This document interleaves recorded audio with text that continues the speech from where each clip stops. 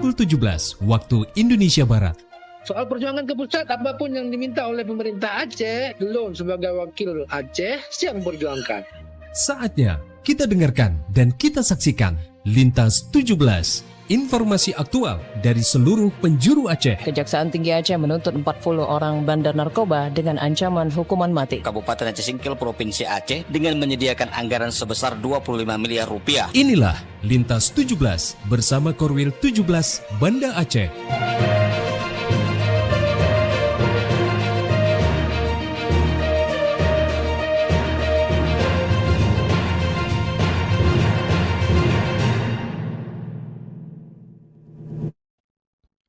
Assalamualaikum warahmatullahi wabarakatuh. Dari Jalan Sultan Iskandar Muda 13, Banda Aceh, saya Arso, bersama RRI Sekorwil Nusantara 17, Banda Aceh, Melabo, Takengon, Sabang, dan Singkil, mengantarkan Lintas 17. Siaran berita berjaringan menyajikan informasi aktual yang terjadi di berbagai penjuru Aceh. Edisi hari ini, Rabu 24 Juni 2026.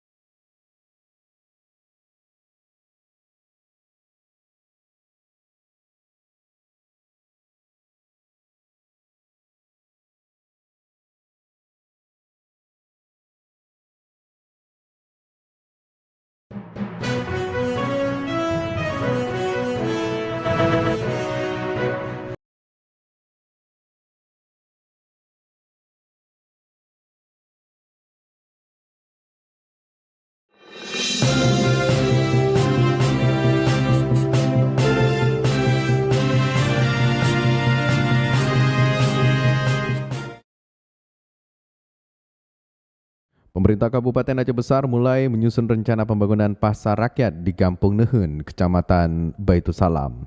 Laporan TC Moldia Putri.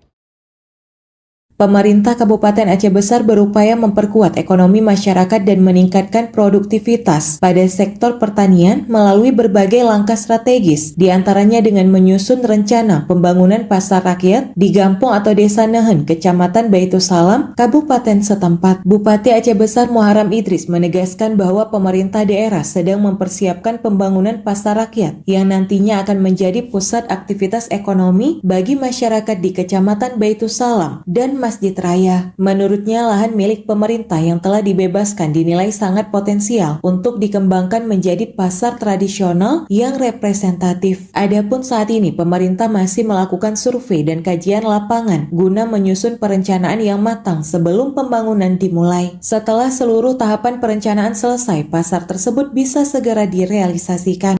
Pasar tradisional untuk masyarakat di kawasan Baitussalam dan juga mungkin Masjid Raya nantinya. Jadi di sini rencananya kita mau bangun pasar itu. Selain fokus pada pasar rakyat, Pemkab Aceh Besar juga menyoroti kondisi waduk dan sumber air yang selama ini menjadi penopang kebutuhan irigasi lahan pertanian di kawasan tersebut. Dari hasil peninjauan ditemukan bahwa sumber air di wilayah Nehen cukup melimpah dan memiliki potensi besar untuk mendukung peningkatan produksi pertanian. Namun terdapat kendala teknis pada sistem pengairan yang menyebabkan distribusi air ke areal persawahan belum optimal. Terdapat 42 hektar lahan tada hujan yang berpotensi ditingkatkan produktivitasnya apabila sistem pengairan dapat diperbaiki. Selain itu terdapat 12 hektar lahan yang berada pada posisi lebih tinggi dan masih sangat bergantung pada curah hujan. Dari Banda Aceh, TC Meldia Putri melaporkan. Sekretaris Daerah Aceh M. Nasir resmi ditunjuk jadi Komisaris Utama Bank Aceh Syariah periode 2026-2030. Kita ikuti laporan Cindy Novita. Sekretaris Daerah Aceh Muhammad Nasir ditetapkan sebagai Komisaris Utama PT Bank Aceh Syariah untuk masa jabatan 2026 hingga 2030 dalam Rapat Umum Pemegang Saham Luar Biasa RUPSLB yang digelar di Pendopo Gubernur Aceh pada Selasa 23 Juni 2026. Penetapan tersebut dilakukan oleh Gubernur Aceh Muzakir Manaf yang merupakan pemegang saham pengendali PSP Bank Aceh Syariah dan mendapat persetujuan seluruh pemegang saham yang hadir dalam rapat tersebut. Gubernur Aceh Muzakir Manaf mengatakan keputusan penetapan jajaran komisaris dan direksi Bank Aceh Syariah tersebut telah memperoleh persetujuan dari Otoritas Jasa Keuangan atau OJK. Menetapkan dan mengangkat Saudara M. Nasir sebagai Komisaris Utama PT Bank Aceh Syariah. Rapat Umum Pemegang Saham Luar Biasa PT Bank Aceh Syariah turut dihadiri jajaran Direksi Bank Aceh Syariah, Dewan Pengawas Syariah Bank Aceh, serta para pemegang saham yang terdiri atas Bupati dan Wali Kota se-Aceh. Dari Banda Aceh, Cindy Novita melaporkan.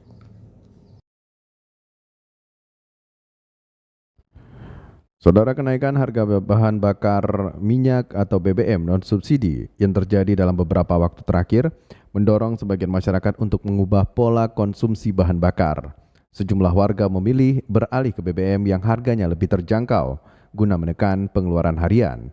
Kita ikuti laporan khas Munjir Budiana.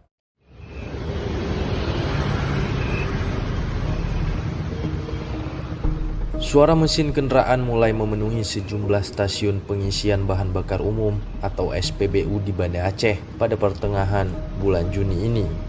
Antrian kendaraan tampak lebih panjang dibandingkan hari-hari biasanya. Di sisi lain, jalur pengisian BBM non-subsidi terlihat lebih lengang. Perubahan pemandangan ini mulai terasa setelah pemerintah menaikkan harga bahan bakar minyak atau BBM non-subsidi secara bertahap sepanjang Juni 2026.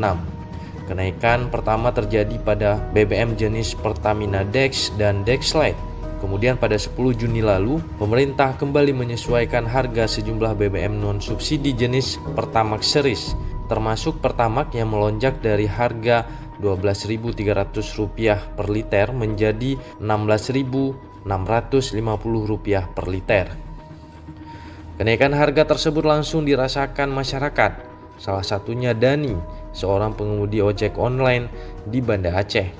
Dia mengaku terkejut saat tiba-tiba melihat SPBU terjadi antrean panjang. Dia pun terpaksa beralih dari BBM non-subsidi ke BBM subsidi.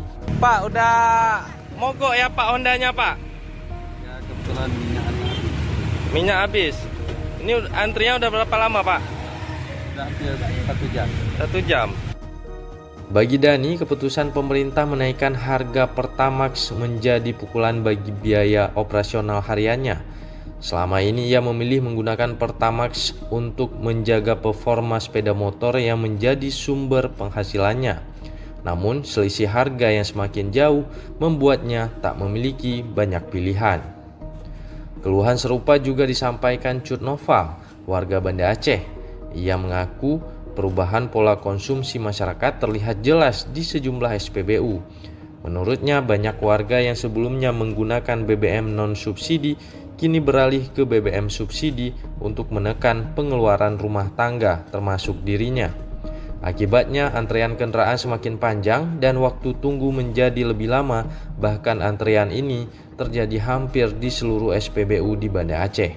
Kami udah sejam ngantri BBM, kita udah ke beberapa titik ya, dari Lampung, dari Lungbata sampai Kurung Barunajaya, itu antriannya panjang sampai dengan sekarat lagi motor udah hampir di titik-titik penghabisan, jadi kami harus rela menunggu berjam-jam di sini. Fenomena peralihan konsumsi BBM langsung direspon oleh pemerintah. Dinas Energi dan Sumber Daya Mineral atau ESDM Aceh menegaskan bahwa antrian yang terjadi bukan disebabkan oleh berkurangnya kuota BBM subsidi. Kepala Bidang Minyak dan Gas Bumi Dinas ESDM Aceh Dian Budi Dharma kepada RRI mengatakan kuota biosolar dan pertalite untuk Provinsi Aceh pada tahun 2026 ini justru mengalami peningkatan dibandingkan tahun sebelumnya. Menurutnya lonjakan antrian lebih disebabkan meningkatnya jumlah masyarakat yang beralih dari BBM non-subsidi ke BBM subsidi akibat tingginya perbedaan harga. Jadi pemerintah dalam hal ini BPH ini tidak menambah itu kuota untuk Aceh. Tetapi kita kan sama-sama mengetahui saat ini terjadi disparitas harga yang terlalu antara biosolar dengan Dexlight atau Pertamina Dex. Nah ini yang menjadi banyak kendaraan pribadi yang mungkin dulu menggunakan Dexlight atau Pertalite justru larinya ke biosolar. Dian menyebutkan pemerintah Aceh bahkan tengah menyiapkan usulan penambahan kuota BBM subsidi kepada pemerintah pusat guna mengantisipasi peningkatan konsumsi yang terjadi hingga akhir tahun mendatang. Sementara itu, PT Pertamina Patraniaga memastikan ketersediaan BBM subsidi di Aceh masih aman. Sales Area Manager Retail Aceh PT Pertamina Patraniaga Misbah Bukhori mengatakan stok BBM subsidi di SPBU tetap tersedia dan penyalurannya berjalan sesuai kuota yang ditetapkan pemerintah melalui BPH Migas. Menurut Misbah, antrian yang terjadi bukan karena kelangkaan pasokan, melainkan meningkatnya jumlah kendaraan yang melakukan pengisian. Potensi shifting ini secara natural memang pastinya ada. Karena yang misal biasa menggunakan Dex atau Dexlight yang di kisaran dulu 13.000, 14.000, sekarang hampir dua kali lipat harganya. Pasti secara naluriah, secara alamiah berpikirnya mungkin kembali ke biosolar. Kenaikan harga BBM non-subsidi memang memaksa sebagian masyarakat mengubah kebiasaan. Dari memilih bahan bakar yang dianggap lebih baik untuk kendaraan, kini banyak yang harus menyesuaikan pilihan demi menekan pengeluaran. Di tengah tekanan biaya hidup yang semakin tinggi, harapan masyarakat sederhana. Pasokan BBM tetap tersedia, antrian tidak semakin panjang, dan pemerintah dapat mengambil langkah kebijakan untuk kembali menurunkan harga BBM, serta menghadirkan solusi agar beban ekonomi warga tidak semakin berat. Reporter RRI Banda Aceh, Munzir Budiana, melaporkan.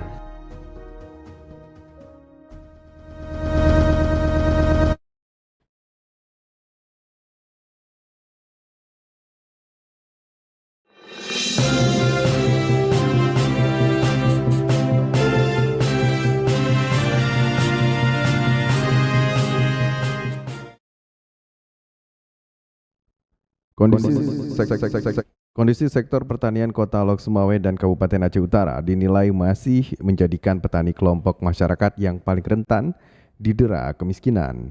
Berikut dilaporkan Muhammad Sofyan. Kondisi sektor pertanian di Kota Lok Sumawe dan Kabupaten Aceh Utara dinilai masih menyimpan ironi besar. Sebagai wilayah yang berada di negara agraris, para petani yang menjadi ujung tombak ketahanan pangan justru menjadi kelompok masyarakat yang paling rentan didera kemiskinan. Hal tersebut diungkapkan pengamat ekonomi dari Universitas Malikus Saleh, Unimal, Dr. Julius Dharma. Menurutnya, ada ketimpangan struktural yang membuat kesejahteraan tak kunjung berpihak pada petani di pedesaan. Dr. Julius menyebutkan bahwa secara teori petani seharusnya bisa hidup sejahtera dan mampu membiayai pendidikan anak-anak mereka hingga ke tingkat perguruan tinggi. Namun realitanya, kantong kemiskinan justru dominan berada di pedesaan yang mayoritas penduduknya adalah petani. Tapi ironisnya kita lihat bahwa tingkat kemiskinan hari ini sebenarnya adalah di pedesaan. Pedesaan itu identik dengan para petani kita.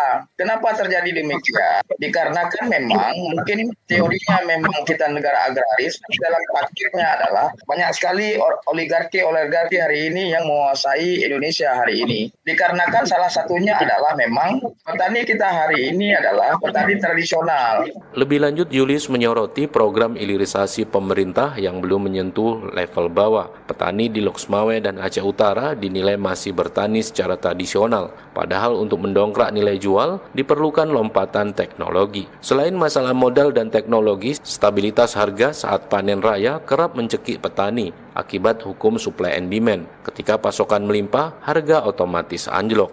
Muhammad Sofyan melaporkan. Dari Lok Sumawe, kita menuju Melabu.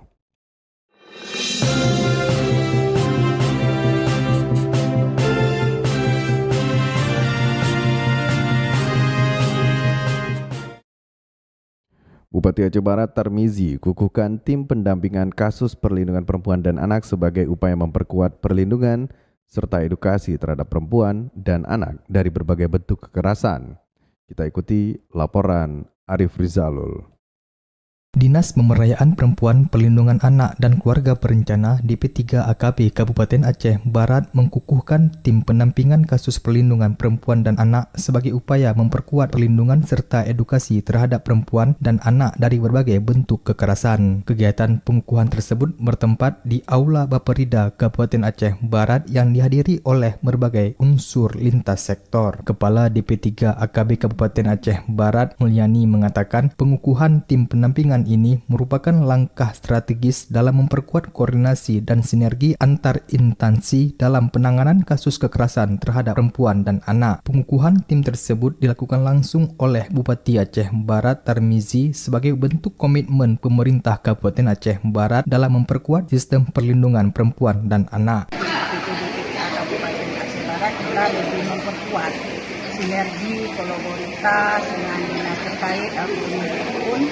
mitra-mitra kita selama ini yang memang sudah terjalin kerjasama dengan baik, sehingga ke depan kita lebih mementingkan lagi skala prioritas bagaimana perlindungan perempuan dan anak di Aceh Barat ini bisa sama-sama kita kerjakan ataupun kita edukasi, kita lakukan pendampingan yang lebih baik lagi sehingga perempuan dan anak itu menjadi aman, kemudian terlindung dari kekerasan.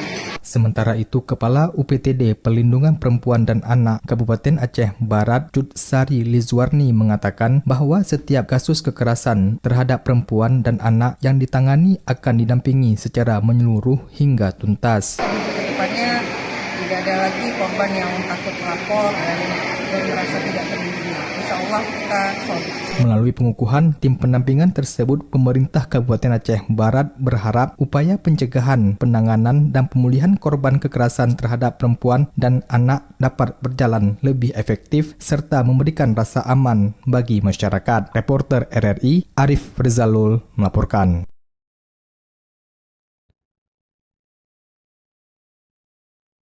Dari Lok Semawe kita menuju dataran tinggi Tanah Gayo.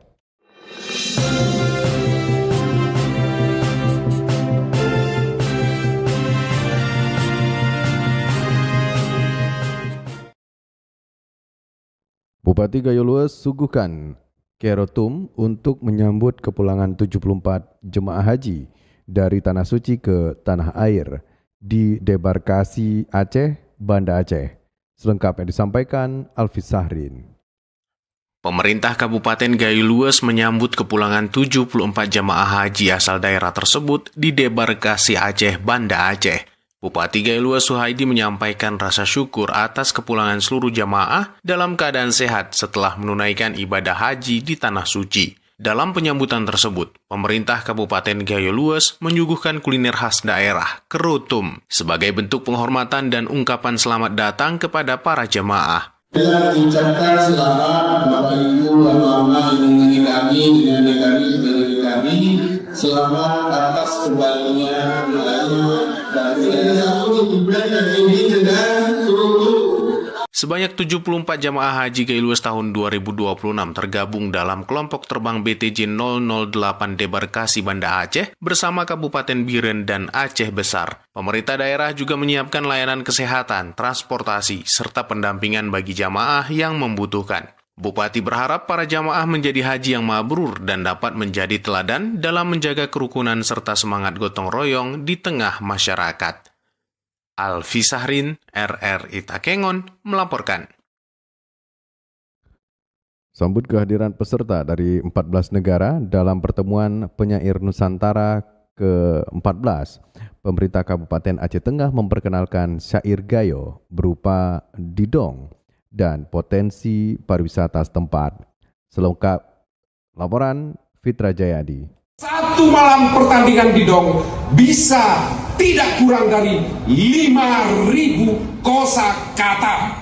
Pemerintah Kabupaten Aceh Tengah menyambut kedatangan Kepala Badan Pengembangan dan Pembinaan Bahasa Kemendikdasmen, Hafiz Muksin, bersama peserta Pertemuan Penyair Nusantara PPN ke-14. Dalam kegiatan di Pendopo Bupati Aceh Tengah Selasa malam tersebut, disuguhkan seni budaya syair gayo, yaitu Didong Gayo, di mana Didong merupakan salah satu syair terbanyak di dunia. Wakil Bupati Aceh Tengah Muhsin Hasan mengatakan, acara ini menjadi momen untuk memperkenalkan syair gayo berupa didong, serta mengharapkan kesenian tersebut dapat dijadikan warisan budaya tak benda. Selain itu, Wabub juga memperkenalkan destinasi wisata kepada para peserta dari 14 negara, serta menyebut daerah itu telah bangkit dari bencana dan siap dikunjungi para wisatawan. Memiliki sejumlah ikon-ikon wisata, Bapak dan Ibu sekalian.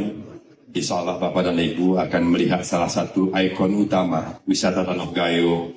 Kebanggaan masyarakat Tanah Gayo, masyarakat Aceh Tengah adalah ikon wisata yang luar biasa ciptaan Tuhan, yaitu Danau Laut Tawar.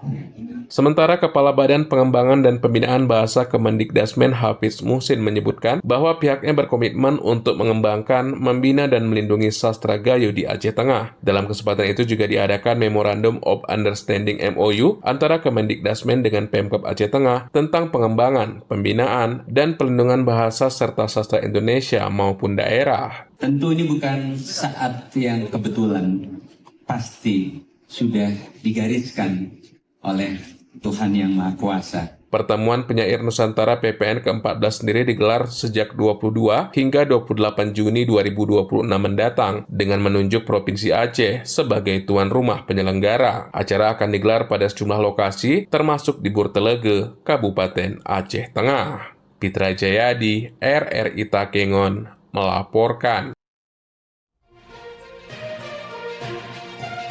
Anda sedang mendengarkan Lintas 17 dari Korwil 17 Banda Aceh.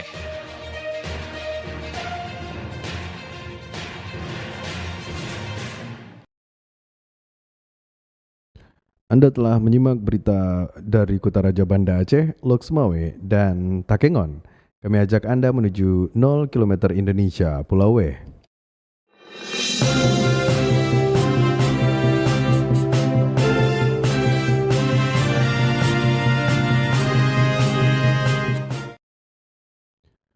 Masa libur sekolah berdampak pada menurunnya permintaan tempe dari Satuan Pelayanan Pemenuhan Gizi atau SPPG di Kota Sabang.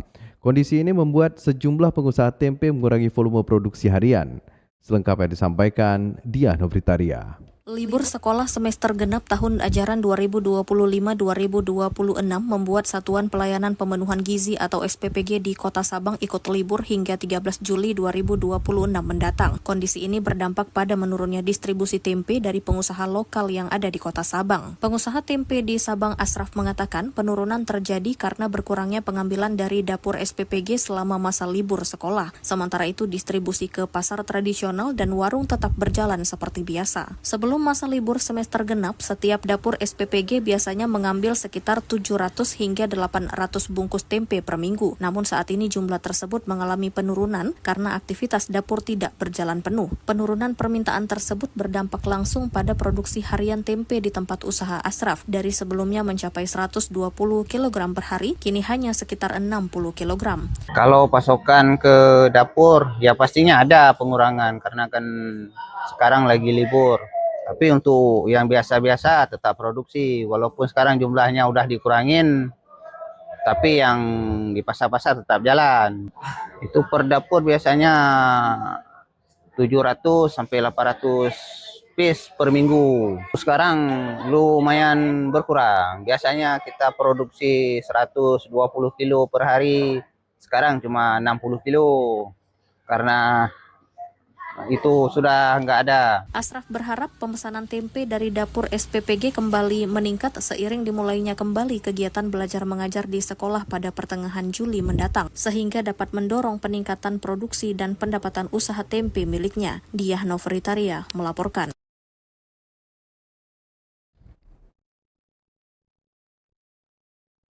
Dari 0 km Kota Sabang, kita menuju Bumi Syekh Abdurrauf Asingkili.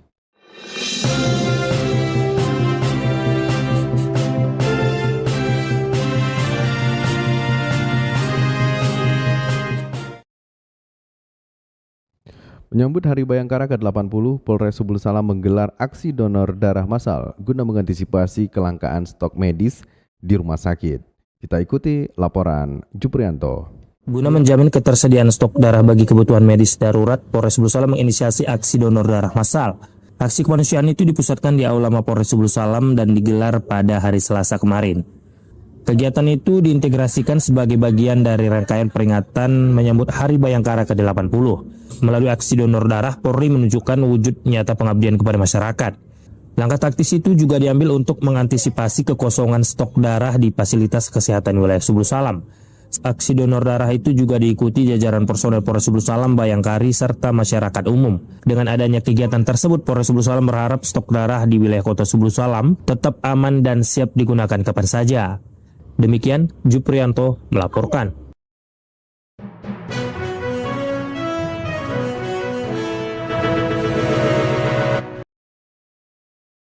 Dengan berakhirnya laporan tadi berakhir sudah Lintas 17 sore ini. Berita utama dari RRI Soleh Batas Selasar, Korwil 17 Banda Aceh. Terima kasih atas perhatian Anda. Wassalamualaikum warahmatullahi wabarakatuh. Sekali di udara, tetap di udara. Demikian Lintas 17 sore ini, produksi Korwil 17 Banda Aceh.